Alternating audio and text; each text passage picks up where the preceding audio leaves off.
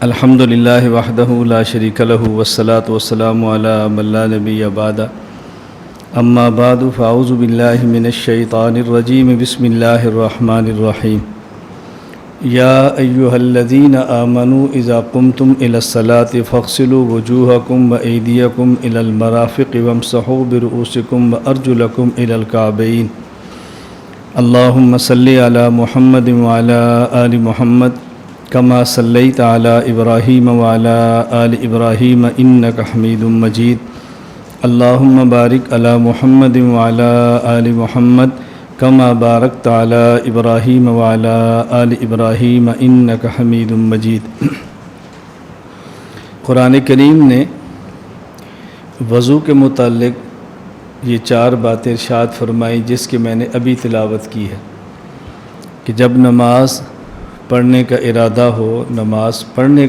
ہو تو پھر نمبر 1 اپنے چہرے کو دھو لو، نمبر 2 اپنے ہاتھوں کو دھو لو کونیوں تک، نمبر 3 اپنے سر کا مسح کرو، نمبر 4 اپنے پاؤں کو دھو لو ٹخنوں سمیت۔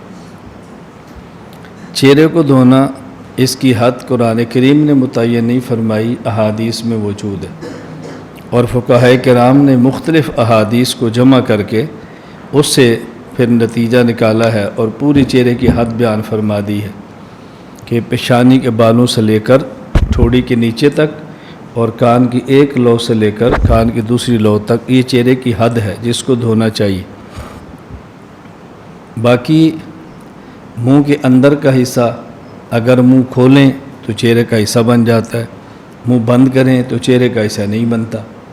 اس کو علماء کی زبان میں کہتے ہیں کہ منہ کے اندر کا حصہ من وجہ چہرے کا حصہ ہے اور من وجہ چہرے سے خارج ہے، یعنی منہ کو کھول لیں اب ایسے ہوگا جیسے باہر سے نظر آ اندر سے نظر آ چہرے کا حصہ ہے، منہ کو بند کر لیں اب نظر نہیں آ رہا تو گویا چہرے کا حصہ نہیں ہے، چونکہ وجہ مواجہت ہے، مواجہہ کا معنی تو ہے آمنے سامنے، تو منہ بند ہو تو پھر آمنے سامنے کوئی چیز بھی نہیں، منہ کھلا ہو تو منہ کا اندر بھی سامنے آ جاتا ہے۔ اس لیے جب وضو کیا جائے تو منہ کے اندر کے حصے کو دھونا فرض نہیں ہے، لیکن جب غسل جنابت کیا جائے تو منہ کے اندر کے حصے کو دھونا بھی فرض ہوتا ہے، احتیاط کا تقاضا یہ کہ اس کو دھو لیا جائے۔ نمبر 2 اپنے ہاتھوں کو دھونا۔ اب ہاتھوں کو دھونا ہے کونیوں سمیت، کونیوں کو کوئی حصہ خشک رہ گیا تو نماز نہیں ہوگی۔ نمبر 3 اپنے سر کا مسح کرنا۔ اب سر کا مسح جو کرنا اس کا جو مسنون طریقہ ہے کہ اپنے ہاتھوں کو گیلا کر لیں، یہ 3 انگلیاں یہاں لگائیں اور یوں لے جائیں، اور پھر یہ جو درمیان میں تھیلی ہے اس کو یوں لائیں اور آگے لے آئیں، اور بعد میں یہ جو ہماری انگلی اور چھوٹا یہ انگوٹھا اور چھوٹی انگشت شہادت ہے اس کو اندر لگا لیں اور انگوٹھا باہر لگا لیں۔ یہ مسح تو عام ہے، لیکن ہمارے مسح اس سے بھی ثابت ہے کہ جب مسح کریں تو اپنی ہاتھ کی جو پشت کی جانب ہے اس سے گردن کا مسح کر لیں۔ غیر مقلدین اس کا شدید رد کرتے ہیں اور قائل نہیں ہوتے، کہتے ہیں کسی حدیث سے ثابت نہیں ہے۔ یہ بات کہنا حدیث سے ثابت نہیں اصل میں جہالت کی علامت ہے اور حدیث کا معنی معلوم نہ ہونے کی دلیل ہے۔ حدیث کا معنی صرف یہ نہیں ہے کہ جو بات رسول اللہ صلی اللہ علیہ وسلم فرمائیں، جو کام اللہ کے نبی فرمائیں، اللہ کے نبی کے سامنے کوئی بندہ کام کرے اور بات کرے اور آپ خاموش ہو جائیں، صرف اسی کا نام حدیث نہیں ہے۔ فرمانے کا نام قول ہے، کرنے کا نام فعل ہے، اور سامنے کوئی بندہ بات کرے یا کام کرے اور خاموشی ہو اس کا نام تقریر ہے۔ جس طرح رسول اللہ صلی اللہ علیہ وسلم کا قول اور فعل اور تقریر یہ حدیث ہے، اسی طرح صحابی کا قول اور فعل اور تقریر بھی حدیث ہے، اسی طرح تابعی کا قول فعل اور تقریر یہ بھی حدیث ہے۔ تو حدیث کی تعریف میں 9 چیزیں شامل ہیں، صرف 3 چیزیں نہیں ہیں۔ نبی پاک کا قول فعل تقریر، صحابی کا قول فعل تقریر، تابعی کا قول فعل اور تقریر، اور یہ تعریف ایسی ہے جس کو محدثین نے تسلیم فرمایا ہے۔ شیخ عبدالحق محدث دہلوی رحمۃ اللہ علیہ نے مقدمہ مشکات میں یہی تعریف کی ہے، علامہ طیبی رحمۃ اللہ علیہ نے شرح مشکات میں یہ تعریف کی ہے، حافظ ابن حجر عسقلانی رحمۃ اللہ علیہ نے شرح نخبہ میں یہ تعریف کی ہے، علامہ ظفر احمد عثمانی رحمۃ اللہ علیہ القواعد فی علوم الحدیث میں یہ تعریف کی ہے، اور حضرت مولانا خیر محمد جلندی رحمۃ اللہ علیہ نے خیر الاصول میں یہی تعریف کی ہے۔ اور پھر محدثین کی جو کتب بھری پڑی ہیں، خود آپ صحیح بخاری دیکھ لیں، صحیح مسلم دیکھ لیں، ترمذی دیکھ لیں، اس میں صرف نبی پاک صلی اللہ علیہ وسلم کے اقوال، افعال اور تقاریر نہیں ہیں، بلکہ صحابہ اور تابعین کے بھی ہیں۔ تو اگر پیغمبر کی باتیں، اقوال، افعال کا نام حدیث ہوتا تو محدثین ان صحابہ اور تابعین کی باتوں کو، افعال کو کتب حدیث میں کیوں نقل فرماتے؟ اس لیے یہ جہالت کی بنیاد بات ہے کہ کسی حدیث سے ثابت نہیں ہے۔ حضرت عمر بن خطاب رضی اللہ تعالیٰ عنہ اور دیگر صحابہ کرام سے ثابت ہے کہ وہ گردن کا مسح بھی فرماتے تھے۔ صحابی کے فعل کو آپ بدعت نہیں کہہ سکتے۔ اللہ کے پیغمبر نے دنیا سے جاتے وقت امت کو صحابہ کے حوالے کیا ہے۔ بہرحال یہ مسح کرنا سر کا اور ساتھ یہ میں عرض کر رہا تھا ثابت ہے، اور اسی طرح گردن کا مسح کرنا احادیث سے ثابت ہے۔ پھر پاؤں کو دھونا ہے، پاؤں پر مسح نہیں کرنا، پاؤں کو دھونا ہے۔ قرآن کریم میں اللہ رب العزت نے فرمایا وَأَرْجُلَكُمْ إِلَى الْكَعْبَيْنِ۔ اب بعض لوگ ایسے ہیں کہ جو پاؤں پر مسح کرتے ہیں، جیسے روافض اور شیعہ ہیں۔ اہل سنت والجماعت پاؤں کو دھوتے ہیں۔ ان کو غلط فہمی یہاں سے لگی ہے کہ ارجل کو اگر دھونا ہوتا تو اس کو ایدیکم کے ساتھ ذکر کیا جاتا، فَاغْسِلُوا وُجُوهَكُمْ وَأَيْدِيَكُمْ إِلَى الْمَرَافِقِ وَأَرْجُلَكُمْ إِلَى الْكَعْبَيْنِ، اور وَامْسَحُوا بِرُؤُوسِكُمْ بعد میں ذکر ہوتا۔ تو چونکہ وَأَرْجُلَكُمْ کو وَامْسَحُوا بِرُؤُوسِكُمْ کے بعد ذکر کیا ہے، اس سے معلوم ہوتا ہے کہ اس کا تعلق مسح کے ساتھ ہے، دھونے کے ساتھ نہیں۔ یہ غلط فہمی ہے ان کی۔ تو ہم کہتے ہیں غلط فہمی دور کریں۔ اصل مسئلہ یہ کہ جب آپ نے وضو کرنا ہے تو وضو کی ترتیب کیا ہے؟ سب سے پہلے ہاتھ دھوتے ہیں، ہاتھ کے بعد چہرہ دھوتے ہیں، چہرے کے بعد پھر مسح کرتے ہیں، اور مسح کے بعد جا کر پاؤں کو دھوتے ہیں۔ تو ترتیب یہ ہے ہاتھ، چہرہ، سر اور اس کے بعد پاؤں۔ اسی ترتیب پر قرآن کریم نے ذکر کیا ہے، اپنے ہاتھوں کو دھو لو، اپنے بازو کو دو، ہاتھوں کو، اپنے چہرے کو دھو لو، اپنے ہاتھ کو دھو لو، اپنے سر کا مسح کر لو اور اپنے پاؤں کو دھو لو۔ اس لیے آپ جب قرآن کریم دیکھیں گے یہاں ارجلکم لام پر زبر ہے، ارجلکم لام پر زیر نہیں ہے، وامسحوا برؤوسکم وارجلکم نہیں ہے بلکہ وارجلکم ہے۔ اور قرآن کریم کی آیت پر غور کرے، فاغسلوا وجوہکم ہا پر زبر ہے، وایدیکم یا پر زبر ہے، وارجلکم یہاں لام پر زبر ہے۔ تو اس سے معلوم ہوتا ہے سب کا تعلق فاغسلوا کے ساتھ ہے، تو پاؤں کو دھویا جاتا ہے، پاؤں پر مسح نہیں کیا جاتا۔ ہاں البتہ اگر پاؤں پر چمڑے کا موزہ پہنا ہو، ایسا موزہ کہ جس نے ٹخنے کو ڈھانپ لیا ہو، یعنی جتنا حصہ پاؤں کا وضو میں دھونا ضروری ہے، پاؤں کا اتنا حصہ چمڑے کے موزے نے ڈھانپا ہو، تو پھر اس موزے پر آپ مسح کر سکتے ہیں۔ اور یہ موزے پر مسح کرنا ایسے ہی ہوگا کہ جیسے آپ نے پاؤں کو دھو لیا ہے۔ اگر موزہ چمڑے کا چھوٹا ہے، ٹخنے سے نیچے ہے، پوری جگہ کو کور نہیں کرتا، تو پھر پاؤں کو دھونا ضروری ہے۔ لیکن اگر موزے کا چمڑا اتنا ہے کہ پاؤں کے جتنے حصے کو دھونا فرض ہے، اتنے حصے کو وہ کور کر رہا ہے، اب اس موزے پر اگر مسح کر لیں تو مسح کرنے سے یہ حکم ادا ہو جائے گا۔ قرآن کریم میں پاؤں کو دھو لیں کس صورت میں؟ اگر موزہ نہ ہو، اور اگر موزہ پہنا ہو تو پھر آپ اس پاؤں کے اوپر مسح کر لیں۔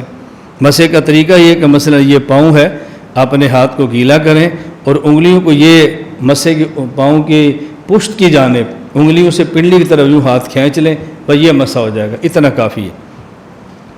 اور موزے پر ہم جو مسح کرتے ہیں اس کی وجہ احادیث ہے، اور احادیث میں ایک قسم ہے خبر متواتر، ایک ہے خبر مشہور، ایک ہے خبر واحد۔ یہاں قرآن کریم کے حکم پاؤں کو دھونا، اس کو چھوڑ کر جو ہم موزے پر مسح لیتے ہیں، اس کے لیے ضروری ہے کہ حدیث خبر واحد بھی نہ ہو کہ جس کو نقل کرنے والا کو ایک راوی ہو، ایسا بھی نہ ہو، خبر مشہور بھی نہ ہو کہ اس کو نقل کرنے والے کم راوی ہوں، 2-3، بلکہ خبر متواتر ہو۔ جس طرح قرآن کریم ہمارے پاس تواتر کے ساتھ پہنچا ہے، اسی طرح وہ احادیث بھی ہمارے پاس تواتر کے ساتھ پہنچی ہو۔ تواتر کا معنی ہوتا ہے کہ اس کو نقل کرنے والے افراد اتنے ہو جائیں کہ جس کو عقل مند آدمی جھوٹ کہنے کے لیے تیار نہ ہو، عقل ہی نہ مانے کہ جھوٹ ہو سکتا ہے۔ تو جس طرح تواتر سے قرآن کریم ثابت ہے، اسی طرح تواتر سے موزے پر مسح کرنے والی احادیث بھی ثابت ہے۔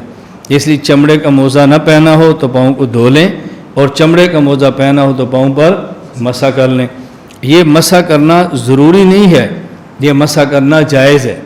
یہ نہ سمجھے کہ ہم نے اگر پاؤں کے اوپر چمڑے کا موزہ پہنا ہے تو مسح کرنا فرض ہے، اس موزے کو اتار کر پاؤں کو دھو نہیں سکتے۔ آپ موزے کو اتار کر پاؤں کو دھونا چاہیں تو بھی ٹھیک ہے، اور اگر نہ دھونا چاہیں، اس کے اوپر مسح کرنا چاہیں تو بھی ٹھیک ہے۔ ایک مرتبہ وضو کیا، اس کے بعد موزہ پہن لیا۔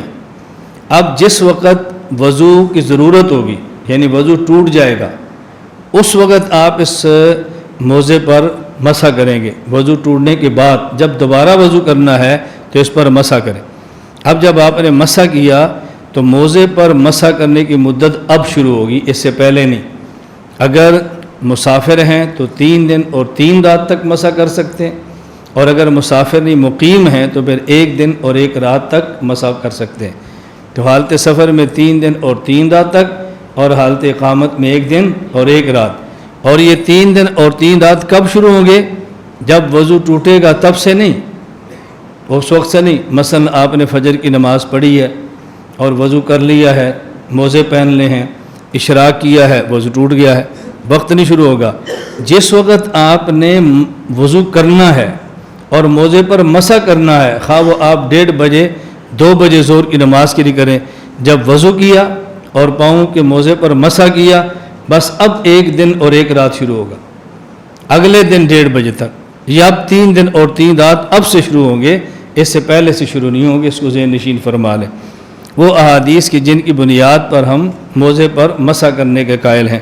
حدیث نمبر 1 صحیح بخاری، باب المسح علی الخفین۔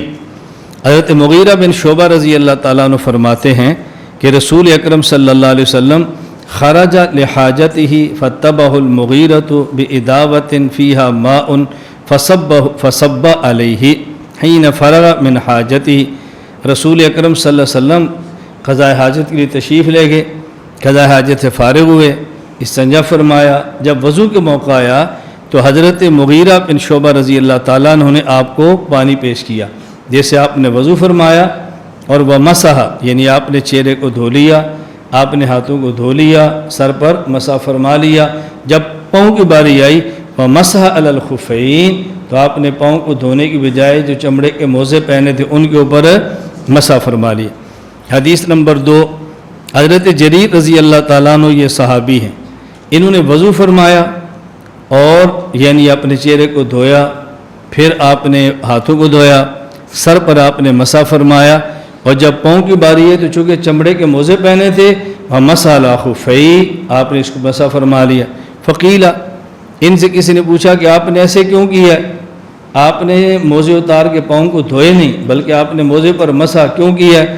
فرمایا رأیت رسول اللہ صلی اللہ علیہ وسلم بالا ثم توضأ ومسح علی خفین، میں نبی کریم صلی اللہ علیہ وسلم کو اسی طرح دیکھا ہے، آپ نے بول فرمایا، آپ جب فارغ ہوئے وضو کے لیے تشریف لائے، آپ نے چہرہ دھویا، پھر آپ نے ہاتھ دھوئے، پھر سر پر مسح کیا، اور جب پاؤں کی باری آئی تو آپ نے چمڑے کے موزے پہنے تو آپ نے اس کے اوپر مسح فرما لیا۔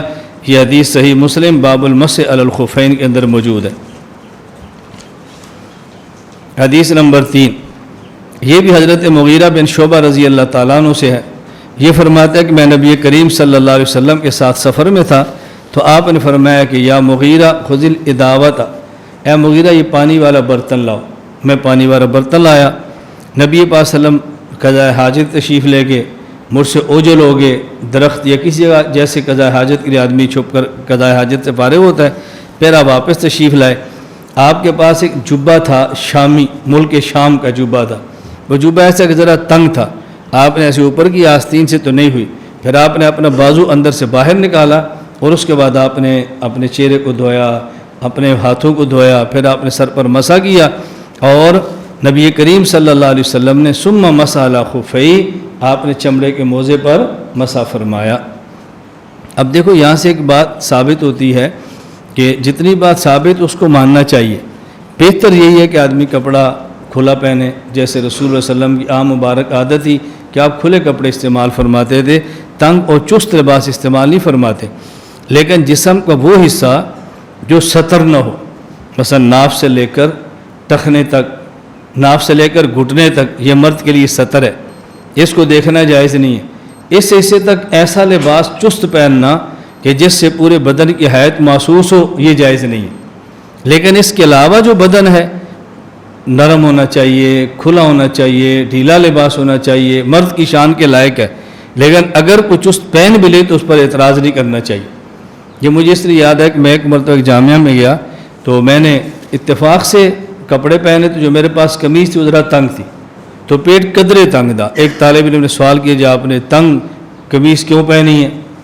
میں نے کہا صحیح مسلم میں اللہ کے نبی نے جبہ پہنا جس کی آستین تنگ تھی، تو آپ کیا اس پر اعتراض فرماؤ گے؟ آپ دورہ حدیث میں ہیں، صحیح مسلم پڑھ رہے ہیں اور آپ کو بھی اشکال ہے، تو عوام کو کیا مسئلہ بتائیں؟ میں نے اس لیے آپ کی خدمت میں عرض کیا کہ جسم کے دو قسم کے اعضاء ہیں، بعض وہ جن کو چھپانا مرد کے لیے فرض ہے، وہاں تنگ اور ٹائٹ ایسا کپڑا پہننا کہ جس سے جسم کے اعضاء کی پوری حیت معلوم ہو، یہ ٹھیک نہیں ہے۔ لیکن وہ اعضاء کہ جو سطر میں شامل نہیں ہیں، ان کو چھپانا فرض نہیں ہے، مستحب ہے، مندوب ہے، چھپانا چاہیے۔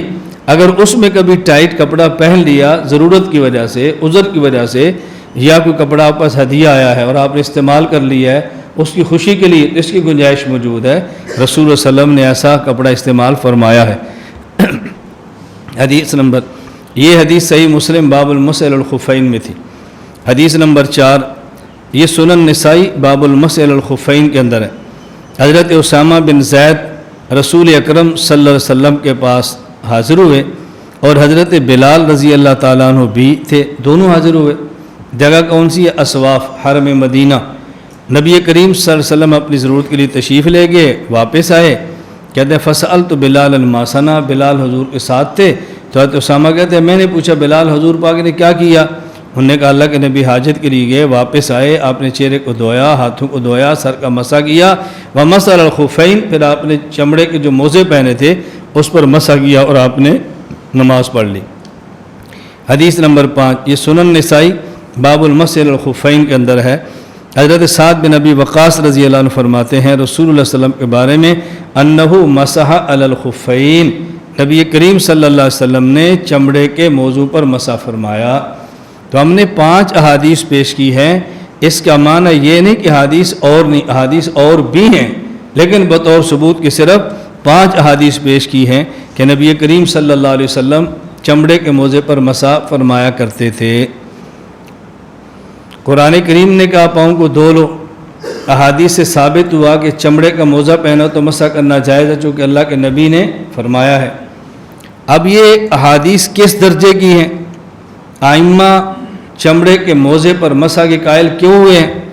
حضرت حسن بصری رحمۃ اللہ علیہ جن کی وفات 110 ہجری میں ہے، اور تابعی ہیں، فرماتے ہیں حدثنی 70 من اصحاب رسول اللہ صلی اللہ علیہ وسلم انہو کان یمسح علی الخفین۔ التلخیص الحبیر کے اندر ابن حجر نے نقل فرمایا ہے، فرماتے ہیں 70 صحابہ کرام سے، 70 صحابہ کرام نے مجھے بتایا، میں نے 70 صحابہ سے یہ بات تو نہیں ہے کہ رسول اللہ صلی اللہ علیہ وسلم موزے کے چمڑے کے موزے پر مسح فرمایا کرتے تھے۔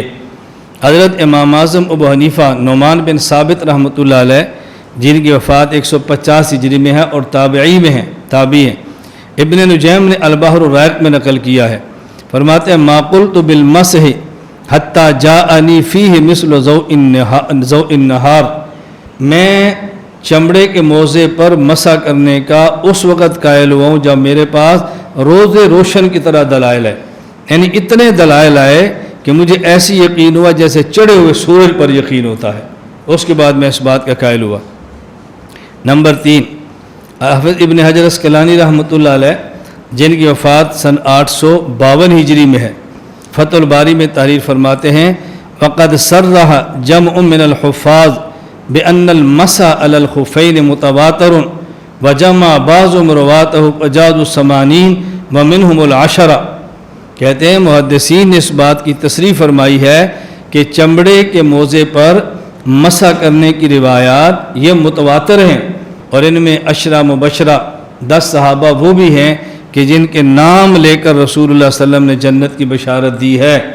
ابو بکر فی الجنہ، عمر فی الجنہ، عثمان فی الجنہ، علی فی الجنہ، 10 صحابہ، سعد فی الجنہ، سعید فی الجنہ، طلحہ فی الجنہ، الزبیر فی الجنہ، سعد فی الجنہ، سعید ابو عبیدہ فی الجنہ، عبد الرحمن فی الجنہ۔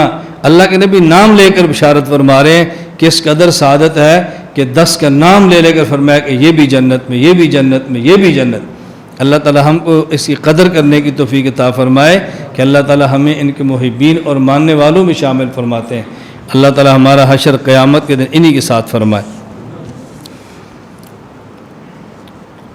اب یہ بات اچھی طرح ذہن نشین فرما لیں کہ آج کے دور میں مسئلہ چل رہا ہے جراب پر مسح کرنے کا۔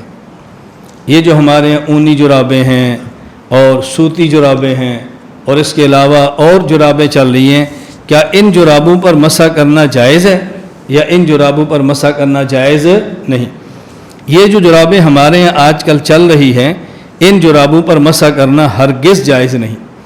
اگر کسی شخص نے ان جرابوں پر مسح کیا اور امام بن کے نماز پڑھائی، اس کی اپنی نماز بھی نہیں ہوگی، اور جن لوگوں نے اس کے پیچھے نماز پڑھی ہے ان کی نماز بھی نہیں ہوگی۔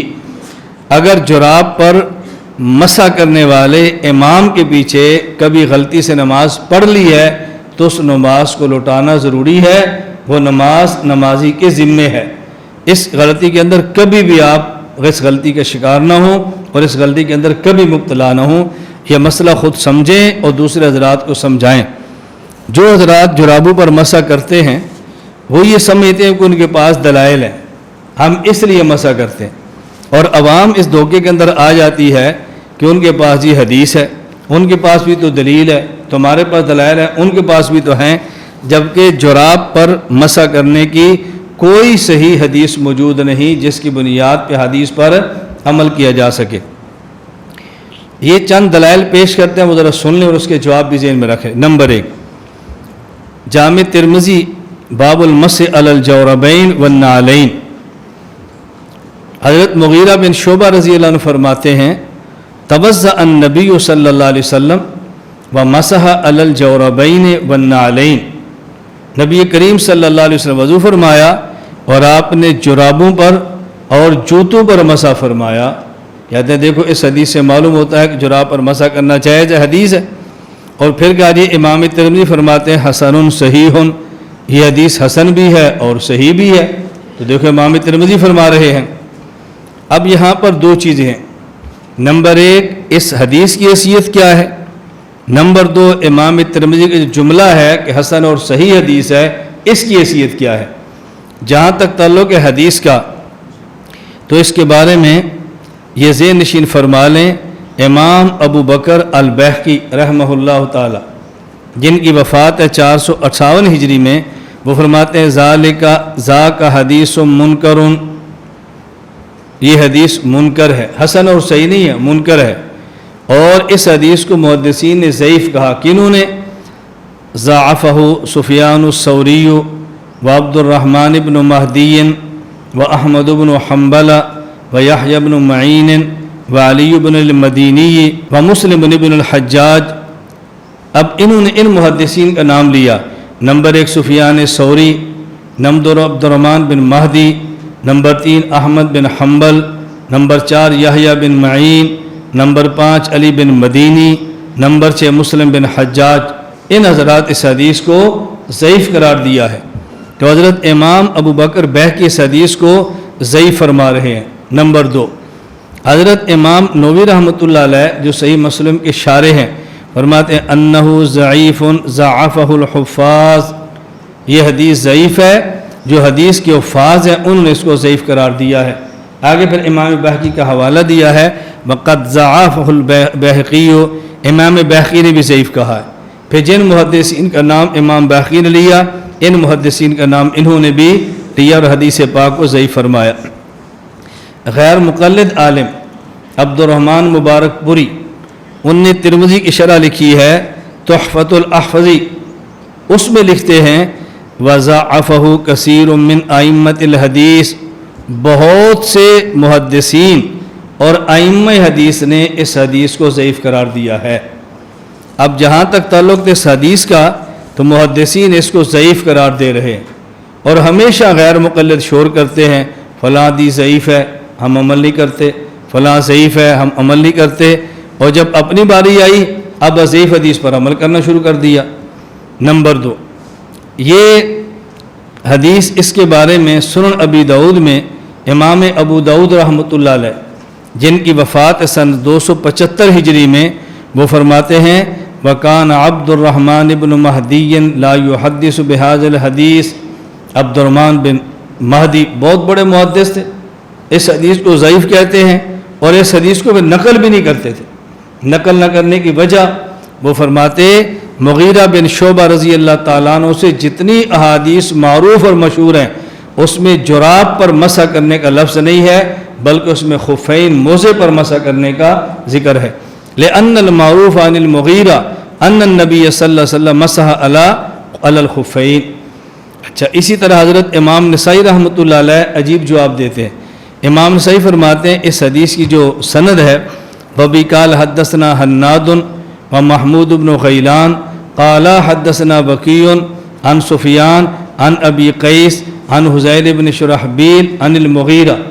حضرت مغیرہ کے شاگرد ہیں حذیل، ان کے شاگرد ہیں ابو قیس کے شاگرد ہیں سفیان، اور حضرت سفیان کے ایک استاذ ابو قیس ہے، حضرت سفیان کے ایک استاد ہے علقمہ بن مرشد، اور ان کے ایک استاد ہے زکریا بن ابی زائدہ۔ حضرت امام نسائی فرماتے ہیں ما نعلم ان احدا تابع ابا قیس علی هذه الروایہ، ابو قیس کے ساتھ اور کوئی بندہ ان کے متابع نہیں ہے، یعنی سفیان کے جو اور اساتذہ ہیں وہ یہ لفظ نقل نہیں کرتے کہ اللہ کے نبی نے جراب پر مسح کیا تھا، یہ ابو قیس نقل کر رہا ہے سفیان کا استاد۔ حضرت سفیان کے جو باقی استاد ہیں علقمہ بن مرشد ہے، زکریا بن ابی زائدہ ہے، وہ یہ الفاظ نقل نہیں کرتے۔ تو جب ایک شاگرد کا ایک استاد ایک لفظ بتاتا ہے اور باقی اساتذہ لفظ نہیں بتاتے تو اس کا معنی جو باقی نقل کرتے ہیں وہ ٹھیک ہے، جو ایک نقل کرتا ہے وہ ضعیف ہے، اس کو چھوڑ دینا چاہیے۔ یہ تو تھا اس حدیث کے بارے میں۔ نمبر 2 کہ جی حضرت امام ترمذی رحمۃ اللہ علیہ فرماتے ہیں کہ حدیث حسن ہے اور صحیح ہے۔ اب بات یہ ہے کہ ایک طرف حضرت امام ترمذی ہیں رحمۃ اللہ علیہ اور ایک طرف دوسرے بڑے بڑے محدثین ہیں، تو آپ کن کی رائے کو لوگے، امام ترمذی کی یا دیگر محدثین کی؟ اب آپ دیکھیں حضرت امام ترمذی رحمۃ اللہ علیہ نے اس کو حسن اور صحیح کہہ دیا، اور امام ابو بکر بیہقی جن محدثین کا نام لیتے ہیں ذرا یہ دیکھنا وہ بات کے ہیں یا امام ترمذی کی بات کے ہیں۔ حضرت امام ترمذی رحمۃ اللہ علیہ کی وفات ہو رہی ہے سن 279 70 اور 9 سن 279 ہجری میں، اور ضعیف کہنے والے کون ہیں؟ سفیان ثوری، ان کی وفات ہے 161 ہجری میں۔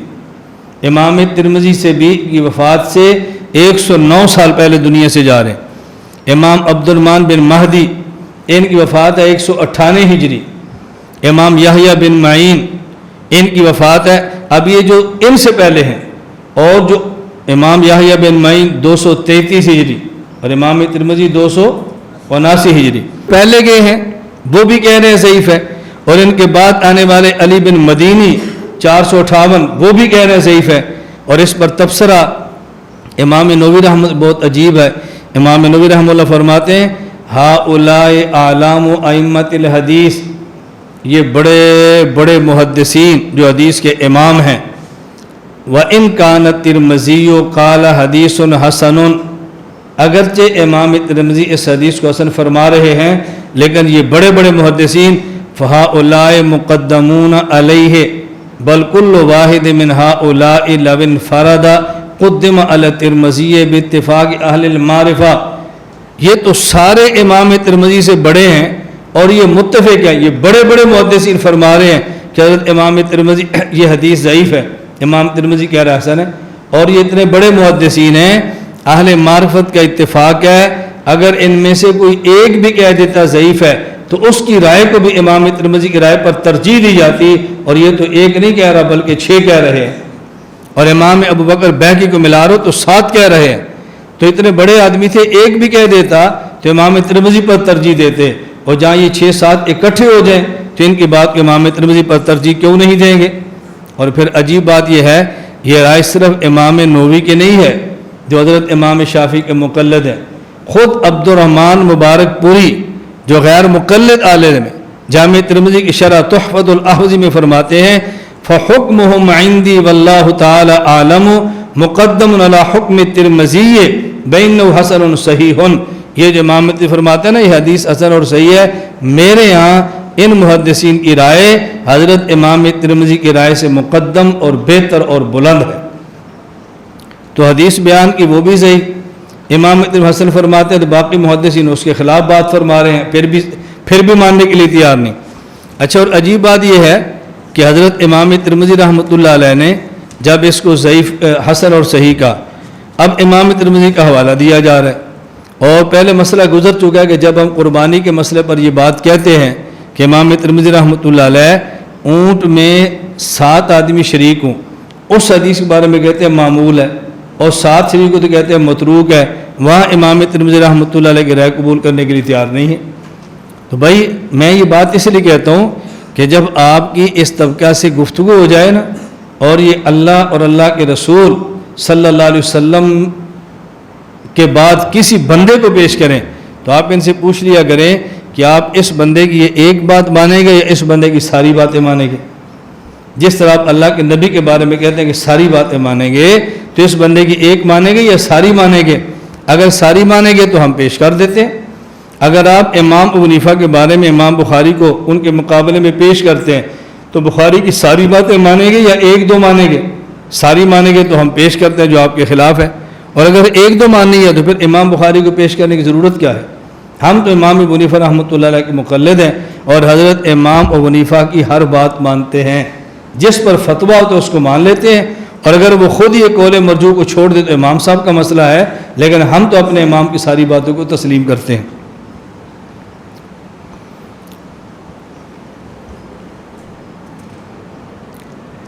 اور دوسری ایک اہم بات سمجھیں کہ یہ جو حدیث پاک یہ لوگ پیش کرتے ہیں اس میں کیا ہے؟ توضأ النبی ومسح علی الجوربین والنعلین۔ اس حدیث میں صرف جراب پر مسح کرنے کا ذکر نہیں ہے، بلکہ اس حدیث پر جوتے پر مسح کرنے کا بھی ذکر ہے۔ تو اگر کسی بندے نے جراب نہ پہنی ہو، جیسے ہم نے چھوٹے چھوٹے جوتے پہنے ہوتے ہیں، ہوائی چپل ہے وہ بھی جوتا ہے، سلیپر ہے وہ بھی جوتا ہے، اس کے اوپر مسح کر لے، کہا جی جائز نہیں ہے۔ کیوں جائز نہیں ہے؟ کہتے ہیں نالین سے مراد وہ نہیں جو آج کے دور میں ہے، نالین سے مراد وہ خاص ہے۔ تو پھر ہم کہتے ہیں جوربین سے مراد وہ نہیں جو آج ہیں، یہ بھی خاص جرابیں ہوگی نا۔ اگر نالین میں آپ تعویل کرتے ہیں تو جوربین میں آپ تعویل کرنے کے لیے تیار کیوں نہیں ہیں؟ آپ نے تعویل کرنی ہے تو دونوں میں کر لو، نہیں کرنی تو ایک میں بھی نہ کرو۔ اس لیے ان کا مسلک ہے جہاں اپنی مرضی کی بات آئے وہاں تعویل کرو، اور جہاں اپنی مرضی کی بات نہیں آتی تو وہاں تعویل نہ کرو۔ دلیل نمبر 2، حضرت ابو موسیٰ اشعری رضی اللہ تعالیٰ عنہ فرماتے ہیں ان رسول اللہ صلی اللہ علیہ وسلم توضأ ومسح علی الجوربین والنعلین، سن ابی داؤد باب المسح علی الجوربین، کہ رسول اکرم صلی اللہ علیہ وسلم نے وضو فرمایا اور جب پاؤں کی باری آئی تو جرابیں پہنی تو اس پر مسح فرمایا، والنعلین اور جوتوں پر مسح فرمایا۔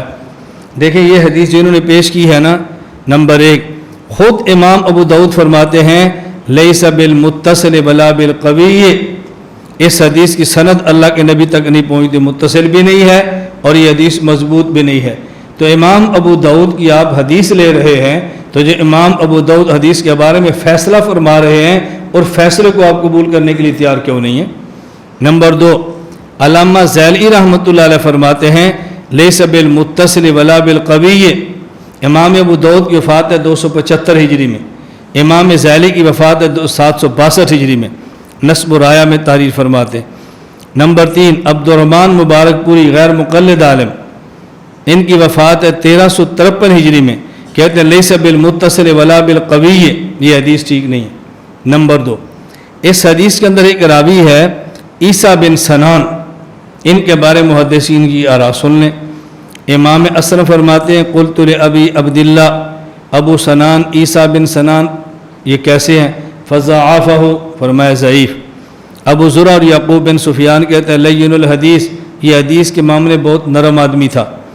حضرت امام یعقوب ابن شیبہ فرماتے ہیں امام ابن معین نے فرمایا قال جماعت من عن ابن معین ضعیف الحدیث، یہ حدیث کے معاملے میں کمزور تھا، ضعیف الحدیث تھا۔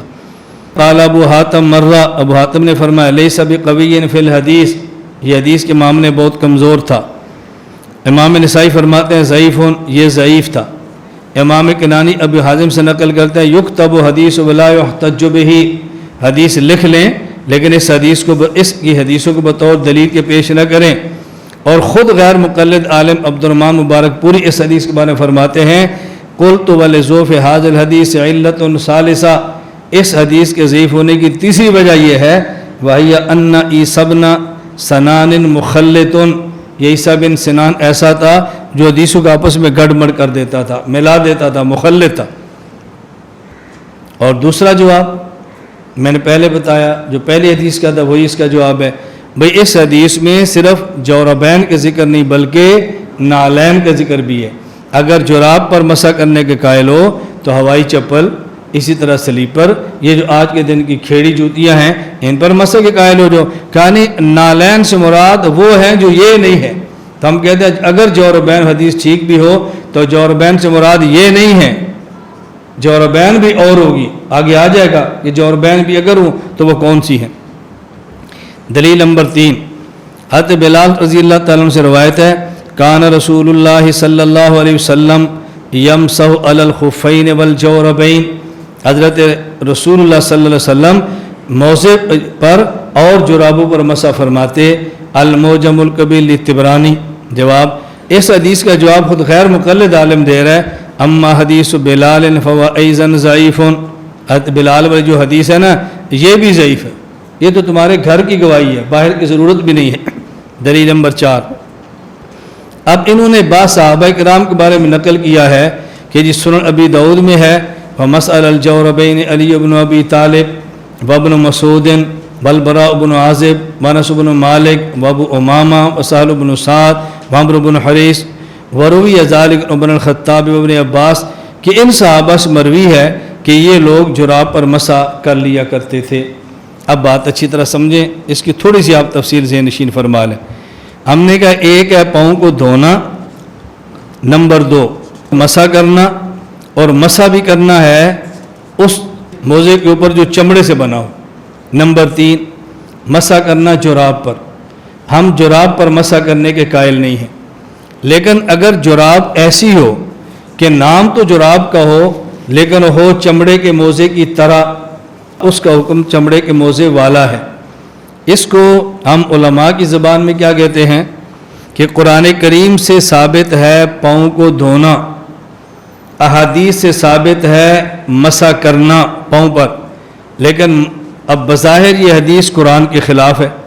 جب قرآن کہہ رہا ہے پاؤں کو دھونا چاہیے، حدیث سے ثابت ہو رہا ہے مسح کرنا چاہیے، تو حدیث قرآن کے خلاف آ گئی بظاہر۔ اب اس حدیث کو ہم کیسے لے سکتے ہیں؟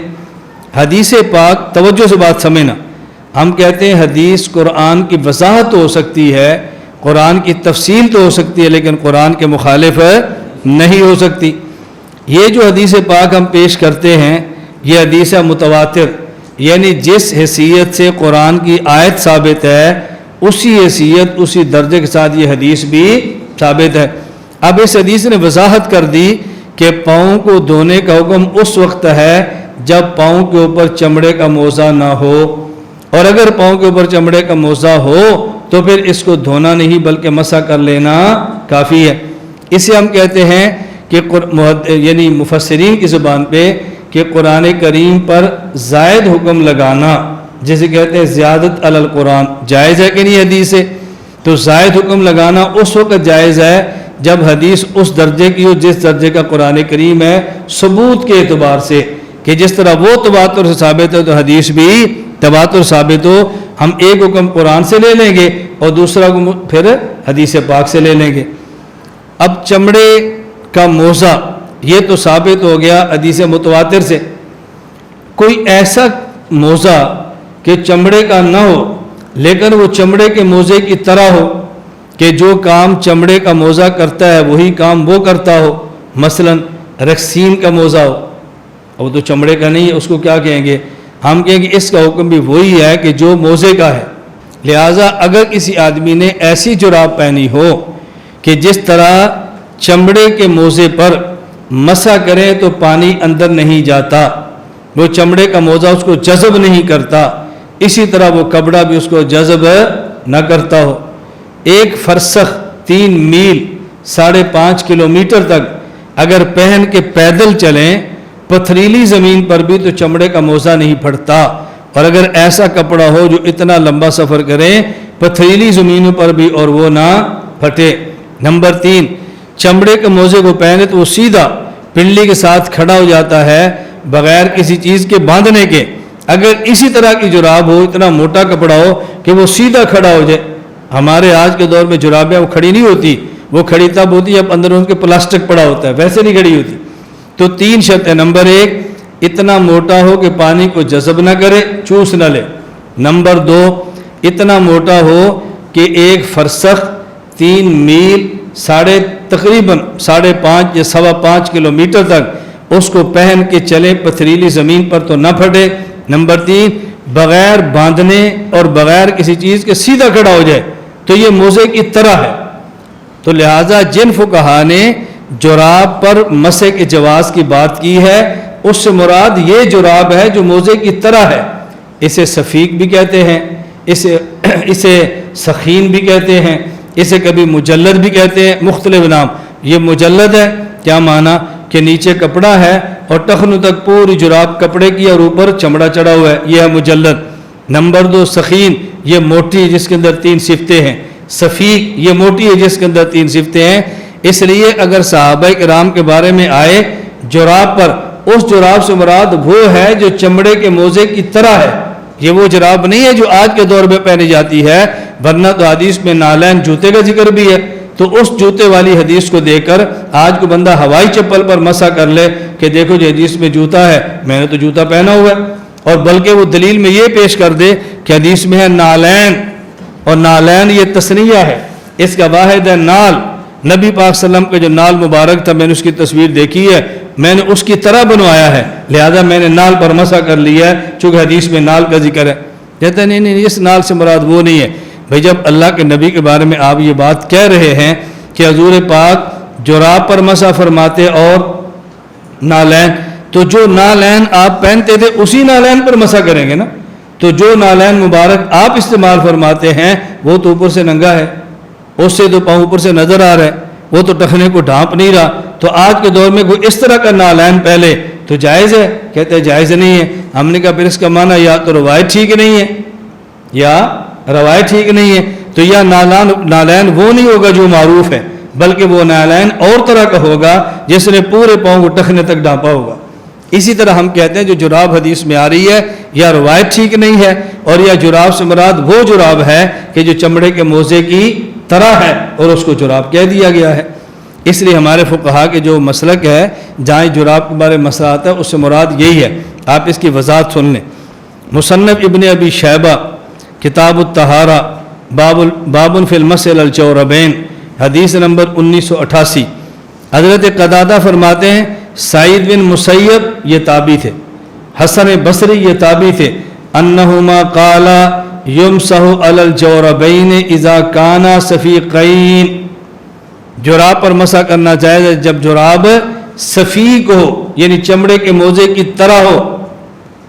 دیکھیں علامہ محمد بن عبد الواحد المعروف ابن الحمام، ان کی وفات سن 861 ہجری میں، یہ فرماتے ہیں لا شک ان المسح علی الخف علی خلاف القیاس۔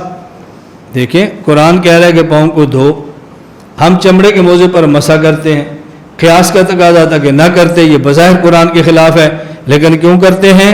عقل کو ہم نے چھوڑ دیا، عقل کو چھوڑا، خلاف قیاس حدیث کو لیا ہے چونکہ حدیث متواتر ہے۔ فلا یصلح الحاق غیرہ بہ، اور حکم کیا ہے؟ اگر کوئی حدیث ایسی ہو جو قیاس کے بالکل خلاف ہو تو اس حدیث پر کسی اور کو قیاس نہیں کرتے، اس کا حکم آگے نہیں بڑھاتے، لہذا موزے کا حکم آگے جراب کے اندر لے کر نہیں جائیں گے۔ इल्ला इज़ा कान बितरीक़ि दलालत, मगर ये कि वो जुराब ऐसे हो जैसे चमड़े का मोज़ा होता है, माना एक जैसा, वह अन यकून फ़ी माना हो, दोनों का माना एक हो। और उसका माना क्या है? अस्सातिरु लिमहल्लिल फ़र्ज़ अल्लज़ी हुआ बिसदद मुताबतिल मश्य फ़ीहि फ़ी सफ़र वग़ैरिल क़त्अ, ये सारी चीज़ें मौजूद हों। नंबर एक छुपा ले, नंबर दो खड़ी हो जाए, नंबर तीन सफ़र करे तो फटे ना, ये सब सिफ़तें मौजूद हों। अल्लामा मोहम्मद अमीन इब्न आबिदीन शामी फिर रद्दुल मुख्तार फतावा शामिया में लिखते हैं। देखें, रद्दुल मुख्तार मैं कई बार समझाता हूँ, असल मतन है तनवीरुल अब्सार और उसकी शरह है अद्दुरुल मुख्तार, उस पर हाशिया है रद्दुल मुख्तार। देखो, यजूज़ुल मसु अलैहि लौ कान सखीनन बहैस युमकिनु अन यमशिया या युमशा माहु फरसखन, मसा उस वक्त है जब सखीनो, मैं बार बार कह रहा हूँ, आम जुराब नहीं, सखीनो, मुजल्लदो या सफ़ीको, ये सिफ़तें हैं, मोटी हो।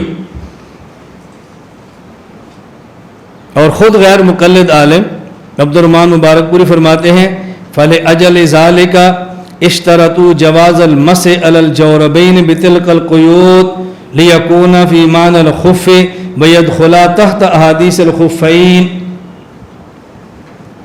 ये जो हम कहते हैं ना जुराब मोटी हो, ये मोज़े की तरह हो, मोज़े के माना में हो, फिर तो ठीक है, वरना आम जुराब पर मसा करना जायज़ नहीं।